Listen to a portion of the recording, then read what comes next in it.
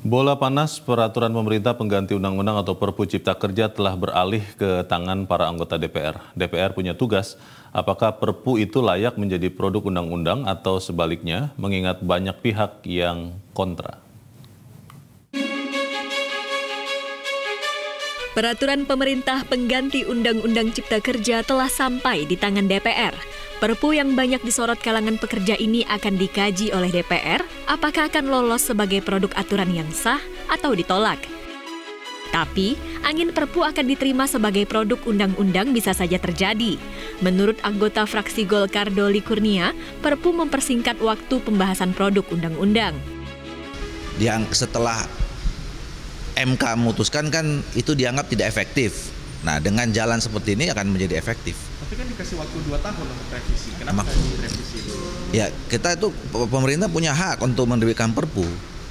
Nah, daripada menunggu terlalu lama, ya saya kira itu tadi mungkin salah satu pertimbangannya adalah kita membutuhkan cepat.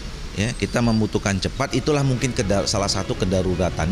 Terbitnya Perpu menimbulkan penolakan di mana-mana, di antaranya kelompok pekerja yang melihat Perpu Cipta Kerja tidak menyelesaikan masalah pokok kesejahteraan pekerja. Salah satu opini yang berkembang adalah ancaman resesi tahun 2023. Karena itu, kalangan pekerja beropini jika ada resesi, maka pemerintah harusnya menjaga kesejahteraan pekerja. Menyandingkan, sudah mengkaji isi Perpu tersebut. Ya. Dan isinya copy paste, adalah perubahan-perubahan sedikit saja. Jadi dari Undang-Undang Cipta Kerja dengan Perpu tersebut, hanya sedikit-sedikit perubahan itu. Saya udah baca dan kita udah bikin kajian dan sudah kita kirimkan kepada Presiden RI Pak Joko Widodo. Kepada DPR RI kita menyampaikan juga, sudah ada surat yang dikirim, sudah. Di mata Anda kenapa kalau itu mirip-mirip copy paste, kenapa harus dengan Perpu? Ya, mungkin ini pendesakan dari para pemodal mungkin. Desakan dari para pemodal. Pemerintah mengeluarkan Perpu Cipta Kerja setelah Mahkamah Konstitusi mengeluarkan putusan agar dilakukan perbaikan melalui penggantian terhadap Undang-Undang Nomor 11 Tahun 2020 tentang Cipta Kerja. Pemerintah diberikan waktu 2 tahun untuk perbaikan. Ketika masih waktu ada, kita langsung loncat pemikiran, keadaan sudah genting.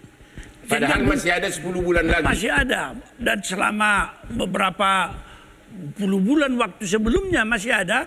Kenapa terus meloncat? Sehingga yang disebutkan partisipasi. Apa yang dikatakan sebenarnya kalau dijembatani. Kalau hanya jarak waktu atau jangka waktu yang dipermasalahkan buruh dengan pengusaha. Tidak bisakah itu dijembatani dengan partisipasi publik yang dikatakan oleh putusan MK itu. Sehingga misalnya tanpa mengeluarkan Perpu bisa dicapai. Kini, para anggota DPR harus menimbang dengan bijak bagaimana sebuah produk peraturan yang dikeluarkan memiliki banyak masalah hukum. Di antaranya, benarkah ada aspek kegentingan? Padahal Menteri Keuangan Sri Mulyani sendiri mengatakan ekonomi Indonesia akan tumbuh positif tahun 2023. Tim Liputan MGN.